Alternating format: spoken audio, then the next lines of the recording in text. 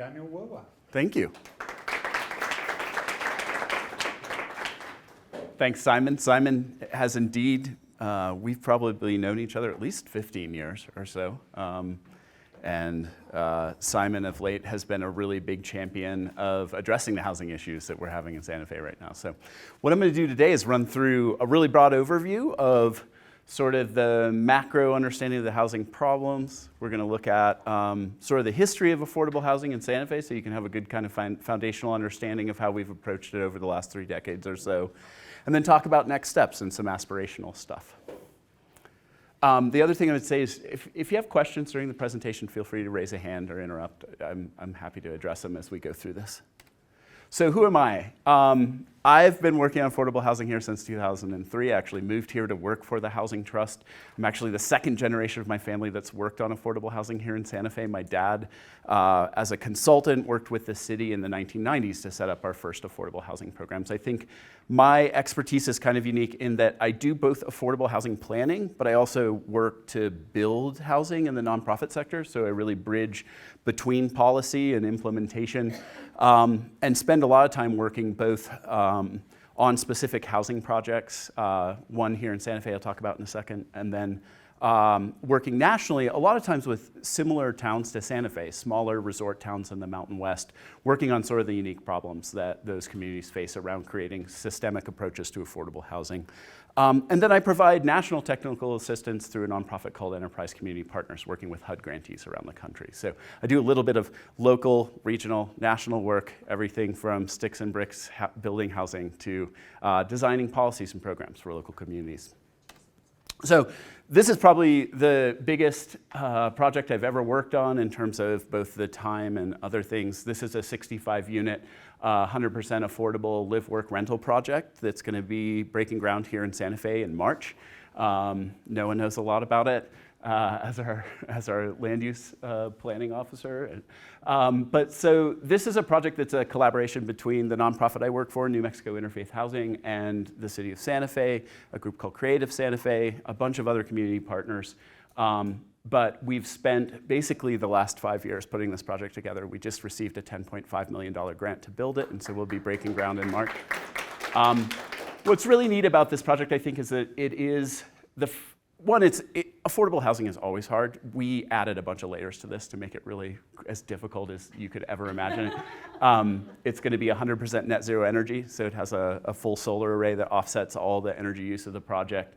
And we really used a very traditional funding source to do something really innovative, and took a lot of work, but still takes fundraising, takes gap financing. We had to get contributions equal to almost $2 million from the city to leverage the $10 million grant to build an $18 million project. So that's how that comes together. Yeah? Are they all rentals? Or Yep, it's a 100% rental project, and it's capped at people at about 60% of the median income. So for a family of 4, that's about $40,000 a year. So this is really targeted at lower income folks who need live workspace, so artists, self-employed people, stuff like that. Really focusing on leveraging affordable housing for economic development outcomes.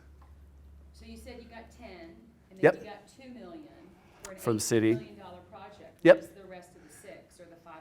It's a mortgage.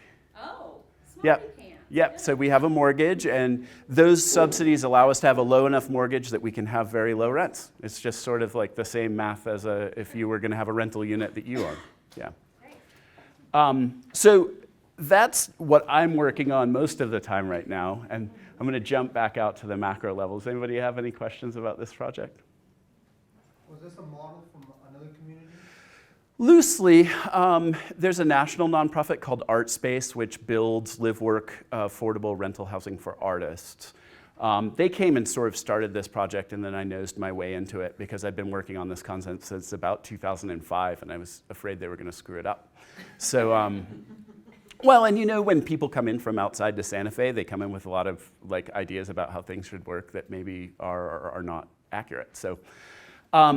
But yeah, no, this is, what's really unique about it actually is this building right here, which is going to be a community makerspace. So it's a member-based, basically workshops, tools and equipment, 3D printers, really advanced equipment that normal folks wouldn't be able to afford. So we're kind of co-locating affordable living and working space, a maker space that's also a community resource, and then a whole suite of educational programming and stuff that goes along with it. So it's really a three-legged stool of innovation.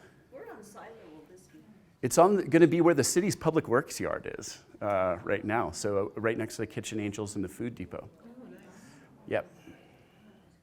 Is that community space going to be accessible to anybody other than those who live there? Yeah, it's a community makerspace, and it works on a membership basis, a sliding scale membership basis. Yep. Where do they park? Believe Parking's always the issue. Believe it or not, there are 127 parking spaces there. Yep. We hid them. 2 per, Uh, más o menos? Yeah, más o menos. It's actually, we got a variant or a reduction in the parking requirements because we studied the usage between the housing and the commercial component. But as I'm fond of saying, and as I said at Planning Commission the other day, if we're still using cars in 10 years the way we do today, we're basically screwed as a species. So let's not get too caught up on parking. Does that mean they'll have the bus go later than 7:30? That would be we better hope so, right? We are creating an easement for a bus stop, even though the bus line doesn't exist. So, we'll get into land use code in a second. It's interesting. So I'm going to jump into this. This is the overview of what is affordable housing, right? And I think that means a lot of different things to a lot of different people. I'm going to try and break this down in a way that's understandable. One of the ways that we think about affordable housing is capital A affordable housing versus lower A affordable housing. Capital A affordable housing being, this is affordable housing that has programmatic subsidies, income limits, rent limits, things like that. Lower A affordable housing is the general concept of affordability. And as we think about it in the industry, affordable housing, affordability is really a function of a given family's income, right? It's not something that's a set amount. And so the way that we look at that in the field is that no one should have to pay more than 30% of their gross income on their housing expenses. That's sort of a measure of affordability. And you can measure that for literally any household, right, at any income level. And it goes from the lowest level to the highest level. There's an affordable payment for that family. You get into this next level, which is the capital A affordable housing, the programs and the alphabet soups and the acronyms. And really what I'm trying to get across here is that affordable housing requires a ton of resources. And to do it correctly, a lot of times we're having to layer sources from a lot of different places. One of the big issues is that we just don't have enough resources from any one place to address the core problems that we have around affordable housing at the scale we need to. And so what we end up doing is layering different sources. There's probably going to be 6 to 8 different funding sources in the Siler project to create the stack of capital that allows it to be affordable. So it's a very complex thing. It's something that involves working with a lot of different regulatory agencies, a lot of different rules. But within that, we have lots of different types of housing that's created. So one of the things that I think is important to understand is what is really the affordable housing problem, right? And I think we get caught up, especially in this community, in thinking there's a singular affordable housing problem, but there's really 2 separate problems that are working simultaneously that have different manifestations. So one of the biggest one is the failure of the federal government to treat housing as a right. This is basically, a good way to think about this is SNAP benefits, food, or Medicaid and Medicare around health. We don't say, here's $10 million, do with what you can in those areas. If you meet income criteria, you are eligible for those resources, no matter how much is allocated on the federal level, right?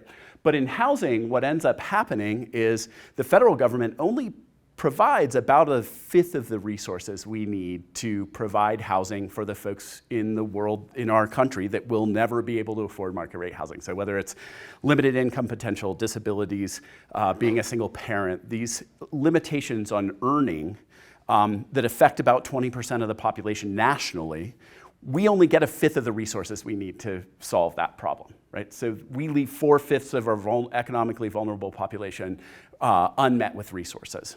And that's where state and local programs step in to fill in where the federal government hasn't provided enough resources. There's a whole second problem, and this is basically a supply and demand economics problem, which relates more to when you hear things like hospitals unable to recruit nurses because they can't find housing, things like that. Really affects middle income people a lot. And this is really related to not building enough housing to keep up with population growth, having an imbalance between your population and housing units. And what happens in that situation is that housing costs reset to the highest capacity to pay, right? So the most wealthy people will be able to pay the rent, but it has a trickle-down effect and negatively affects everyone, right? So these are really two different problems. We get them tangled up a lot here in Santa Fe. A lot of people say, oh, when you're trying to solve the supply and demand problem, well, why aren't you helping the lowest income people? Well, that's a different problem. They're sort of related, but we really want to think about them separately, I think, in terms of how we address them. So, you know, Santa Fe has a really long history of housing problems that date to prehistory here, particularly around gentrification and displacement, right? Like the growth and development in this town have not necessarily benefited people from this town historically. And so that's one of the really challenging factors we have to deal with.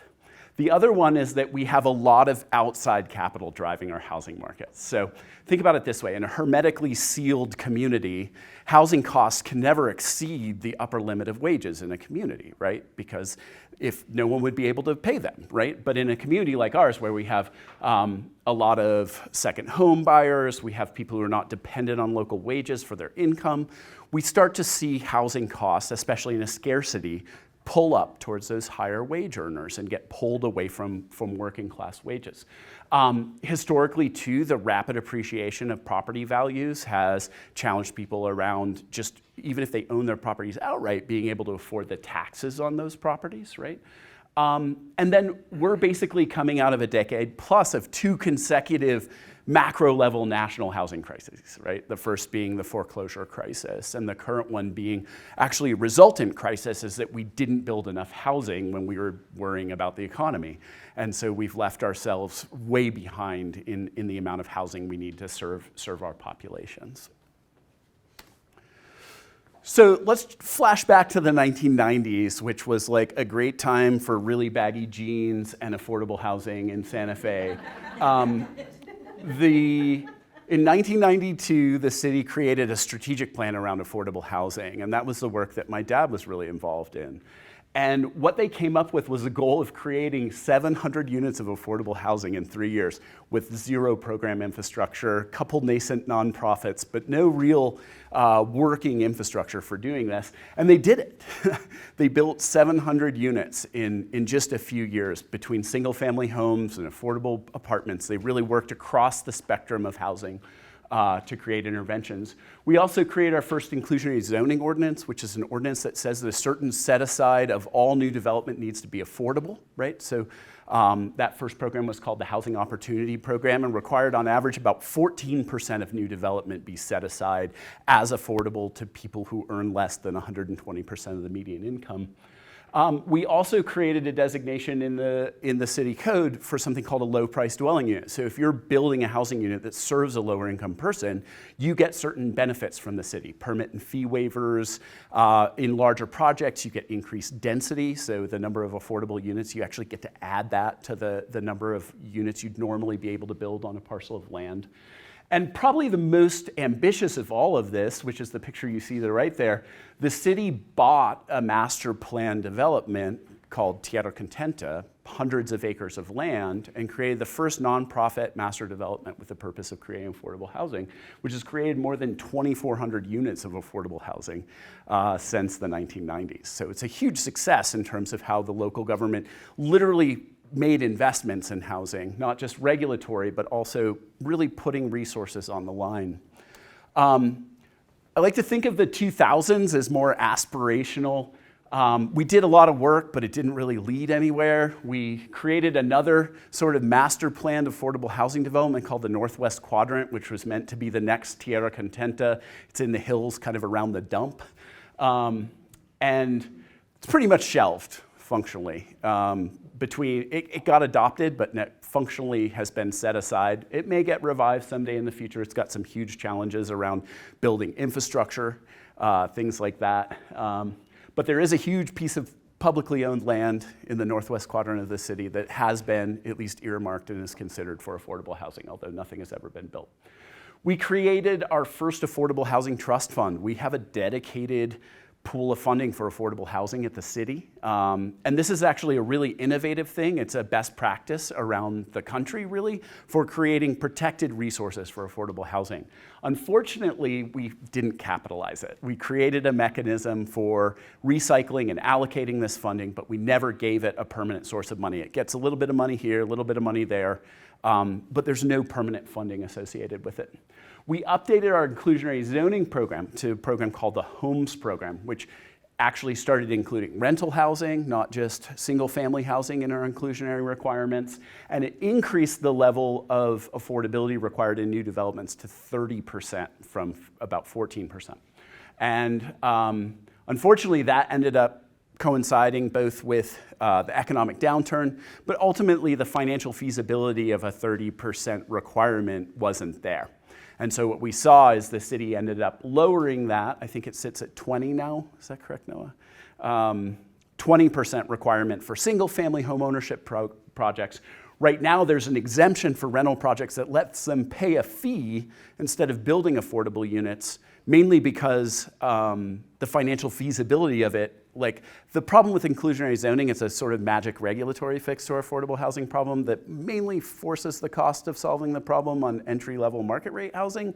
And so if you ask for too much from that, what you actually do is shut down housing development and you get nothing, right? And so we found out that's what we were doing with rental housing, is even our requirements at 15% were enough that made it financially infeasible for developers, and we're having no development of rental housing. And so what the city did is they actually did something pretty aggressive, which was to say you can just pay a fee into our affordable housing trust fund. And the city then created a voucher program that helps people who are being evicted or who are homeless with a local voucher program. Things get pretty thin in this decade. This is like really sort of we've really been coasting on the stuff we did in the 90s and the 2000s. And the rental fee in lieu that I just talked about was one of the only major affordable housing programmatic changes, and it was a temporary change that expires at the end of the year. That rental voucher program is the only new housing program that we've really delivered in the last almost decade. And then just this last June, one of the big things that the Housing Coalition was working on was reform to our rules around accessory dwelling units. And that's one of the first changes we've seen of the land use code for affordability. And that's focused on letting more people more easily build guest houses as a way of sort of distributing new development and not just relying on big apartment development to ease our supply problems. But so you can see we went from like a lot of stuff to to almost nothing, right? Like most of these are in the last few years, right? We've got kind of a complacent situation around housing.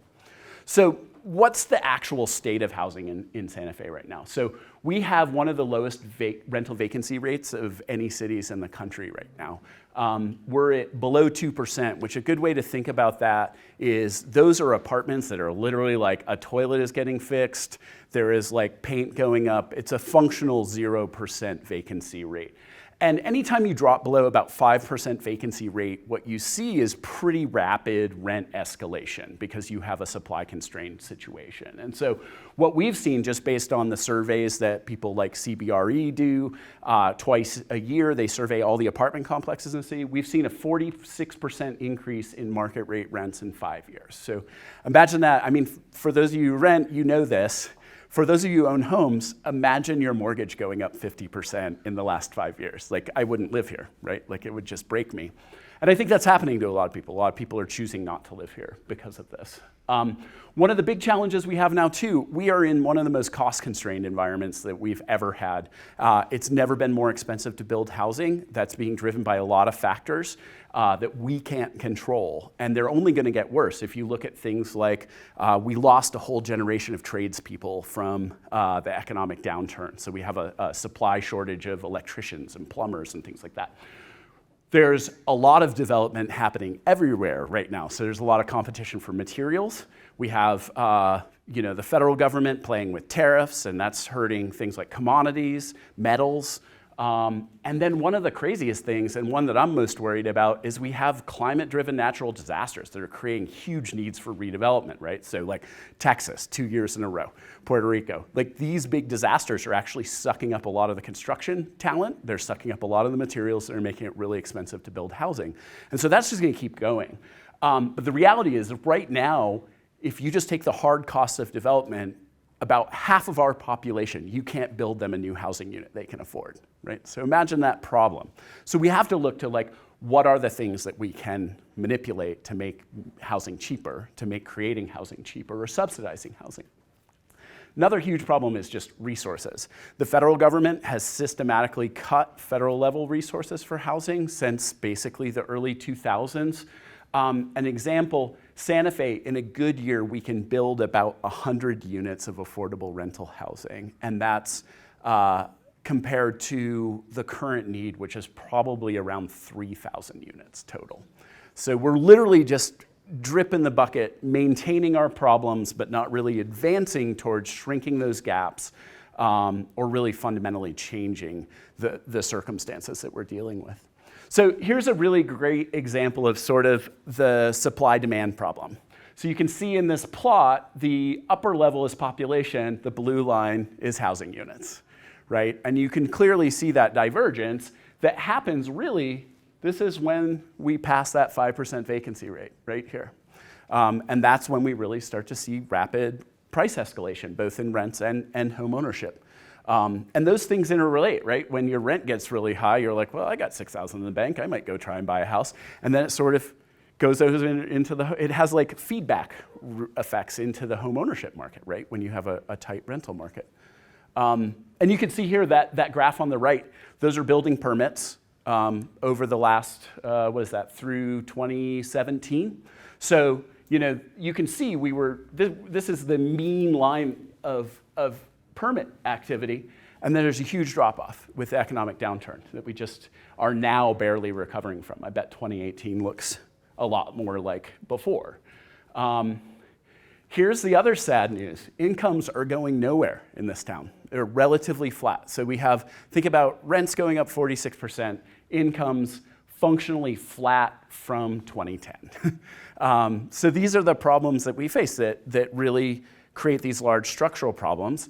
And here's sort of the resulting thing you can see is a huge segregation of race, age, and income in our town, which is part of this is because we place so much of our reliance on new affordable housing on new development, which we're not keen on letting happen in existing neighborhoods, right? So we're pushing growth to the edge of town, and that's where all the affordability is because of the programs, but also the natural affordability because it's the economies of scale of new development. And so what we're doing is we're pushing Hispanic, younger, and lower income folks to the edge of the town where there's the least amount of services, least access to jobs, least access to public transportation. Here's a graph. This is a few years old now, but it doesn't render really well in this, but you can see those circles represent the scale of affordable housing built by project in the city. And when you look at it in this way, you start to see where the massive concentration of our affordability is in the community. We have little spots all over, and that's our inclusionary zoning, and that's a function of scale a little bit, but it's also a reflection of we make it very challenging to build affordable housing in existing parts of our city. So this is my quippy line about this, but are we the city indifferent? Are we gonna let this keep going? Are we gonna let elected leaders, none of whom I believe rent homes, I think they're all homeowners, continue to talk about affordable housing but not do anything about it, right? Because it really takes investment. That's the only real solution. So we talked about a lot of this stuff, but these are the things that are driving it, right? Housing costs and wages are out of balance. We've got a wave of baby boomer retirement, folks that benefited from the greatest growth in housing values in ever, who have a lot of cash sitting around, a lot of equity. As I talked about, prices skew towards the highest earners when there's a lack of supply. So that's just one of the key problems. And we have a lot of relocation people from higher cost markets like New York or San Francisco, coastal markets, where they're like, I just sold my condo for $1 million. And they're like, I can get this for $600,000. It's amazing. And you're like, well, that's like 200 over market, but okay.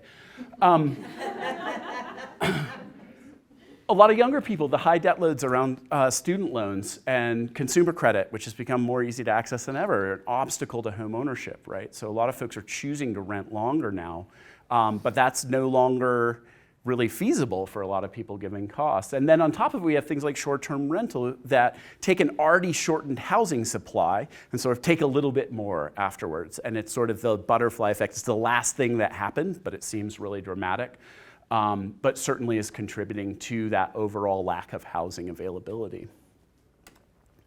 So, you know, there's a number of problems that come from this, right? And they're all really obvious. We have stifled economic growth because businesses can't hire people.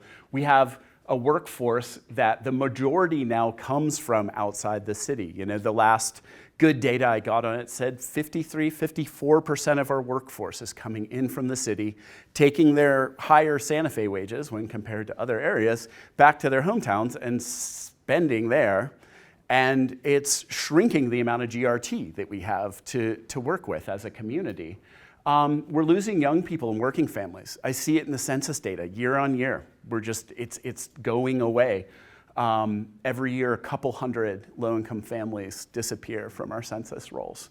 And I don't think they're upwardly mobile. I think they're actually just leaving. And it's a shrinking economic and cultural diversity. I think one of the things that makes Santa Fe such a great town in the scheme of sort of Western resort towns and second hometowns is that we've maintained our economic diversity, right? It's part of our cultural uniqueness. It's part of what makes our town really special. And what I worry about a lot is the loss of our future community leaders when people don't live here all the time. They're not invested in the community the same way. They're not invested in the schools. They're not invested in local government the same way. And so what we're doing is losing that next generation of leaders by not providing them the opportunity to live in the town. And here's the GRT is a great example, right? So like everyone on the face of it, you'd say like GRT has gone up 32% since 2004. But we raised the GRT rate 24% in that same time. So in reality, our real growth in gross receipts tax is 6% over the last 15 years. We're literally losing money. We're basically more or less on par with like 2006 in terms of that revenue coming into the city for taxes. And it's really important, a lot of folks don't realize it's over 80% of the city's general fund revenue comes from sales tax, not property tax, right? And so as we lose workers and families and replace them with second homeowners, we're basically shorting ourselves on the resources we need to operate our community services, right? Everything from parks and streets and everything else. Very, very small amount of the city's revenue comes from property tax. So that's a really interesting thing a lot of people don't realize. So what are the obstacles? We've got NIMBYism, not in my backyard, is a very common problem. I've gone to calling it bananaism, which is build absolutely nothing anywhere near anyone-ism, which is really where I feel like we're at. These are some signs from my neighborhood when someone was asking to build a project at 7 units per acre. So the idea of, that's even lower than a lot of the east side neighborhoods, right? So, but basically the threshold you need to build at to create affordability is about 7 units per acre of land. Yeah? Just for perspective, in order to sustain public transportation, you have to have 8 to 12 units per acre. So you can't even run a bus at 7 units per acre, and they thought that was too much. Yeah, that's a great way to think about it, right? So, you know, we've got a lot of exclusionary zoning. So inclusionary zoning says when you build, you have to include affordable housing. Exclusionary zoning is sort of a catch-all phrase for things that make it impossible to build affordable housing. And so a good example of that is like our historic zoning overlays basically make those entire parts of the city off limits to affordable housing development. And then low density zoning, right? Again, we need to hit certain numbers of units per acre to make the math work to create affordability because there's so much fixed cost in your land, your road, your utility infrastructure. And looking to the future of things like climate change, availability of public transportation. We really need to start thinking in denser terms, but nearly half of our residential land is zoned at 1 unit per acre. Will never be affordable. Nothing in that neighborhood will ever be affordable, and nothing new will be built in that neighborhood that's affordable. We have protected it from ever being affordable. We have a really complex and burdensome land use code. No offense, Noah, but he didn't create it. He just administers it. Exactly, right. So we have this land use code that is just layered and layered, and it's full of we're going to solve every hypothetical problem that could ever arise. And it adds a lot of cost, it adds a lot of time to the process of building new housing. And again, we talked about shrinking federal funding, really limited local funding. To give you an idea, the city of Santa Fe, between its federal funding and its local funding, it's still less than $1 million a year that the city's able to invest in affordable housing. So when you think about a project like Siler, where it took $2 million just to build that project, you understand that we're just putting little pots of money all over the place, and we're maintaining things, but we're not really shrinking the problem. The construction costs are a huge issue, and material costs, like we talked about. Just actual building house. I would venture to guess that building a new single-family home on a single lot in Santa Fe probably costs about $300,000 nowadays, $275,000 to $300,000. So if you think about who is that affordable to, that's again cutting out about half the population in our town. I was saying I did $400. Oh, I'm talking about the bottom of Yep.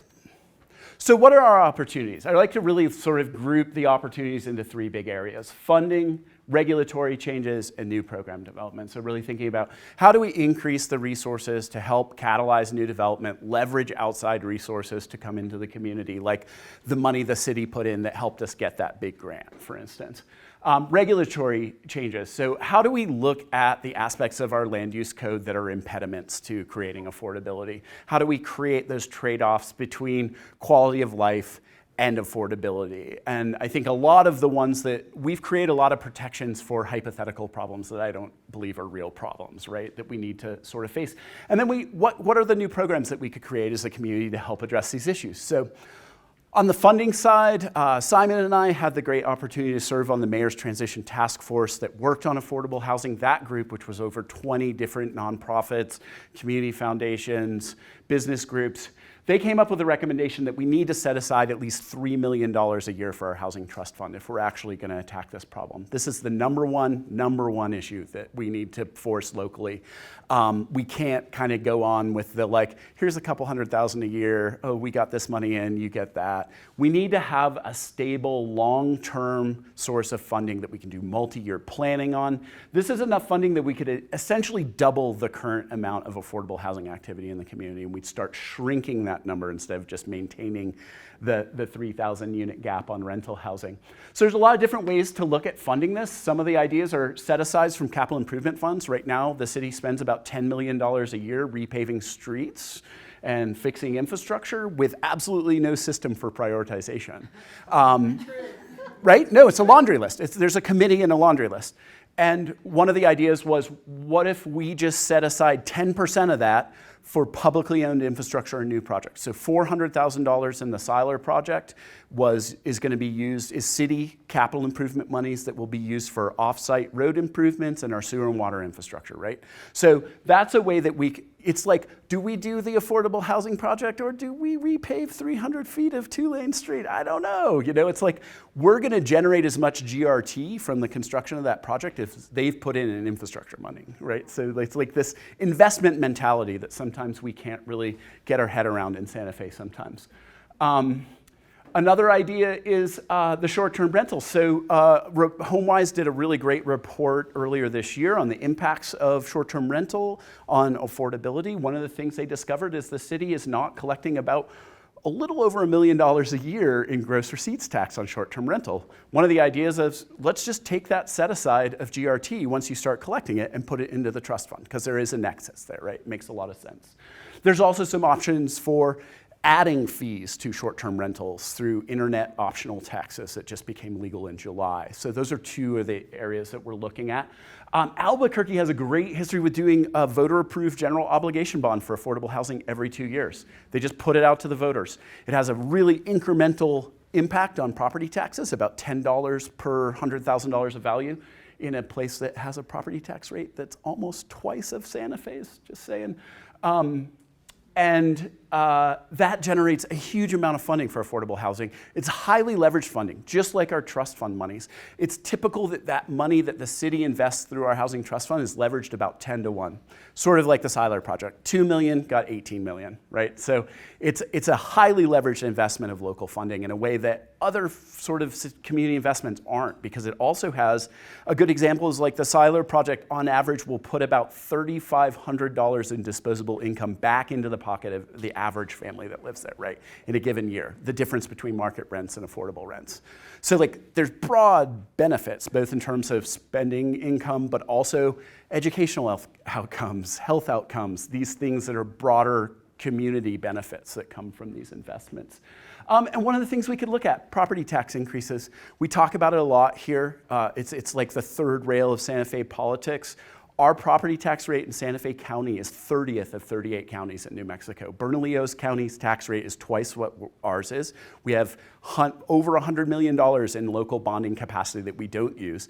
In my mind, this ultimately is subsidizing our second home market, right? We're keeping the cost of owning a second home in this town very low, especially when we fund everything from transactional sales tax, right? So it's like, are we going to look at this as a community and say, is it makes sense to maybe increase property taxes, create some new programs that help protect the lowest income homeowners from being displaced because of property taxes, but then create a more equitable way of funding affordable housing? Because right now, the bulk of the affordable housing is being created again through inclusionary zoning, and a lot of that's on the edge of town. A lot of that's entry-level home ownership, right? It's people buying $280,000 houses to subsidize $200,000 and below houses. And it's not really, those aren't the people who are destabilizing our housing market.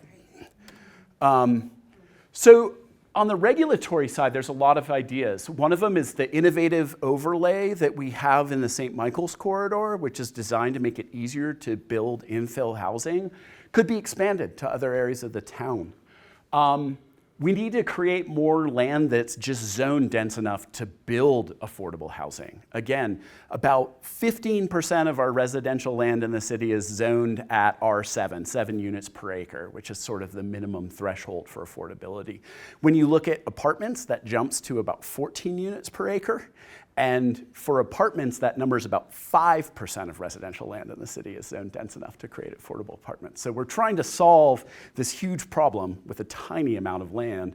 And so some communities have done things like identified areas that they want to see redevelopment, sort of like what we've done with the link overlay on St. Michael's Drive, but then also put resources behind it. So infrastructure funding, other things to get the projects catalyzed. And to say, we want X, here is money. Basically, we'll give you something in exchange for doing this. And then looking at our land use code, are there ways that we can simplify and streamline land use code and approvals and strengthen the incentives we provide for creating affordable housing? So how can we make more private developers want to participate in the creation of affordable housing and not just higher end housing? And then city program development. So we have a great history of city affordable housing programs, but we could look at things like the city's about to put out a bunch of RFPs for city-owned pieces of land.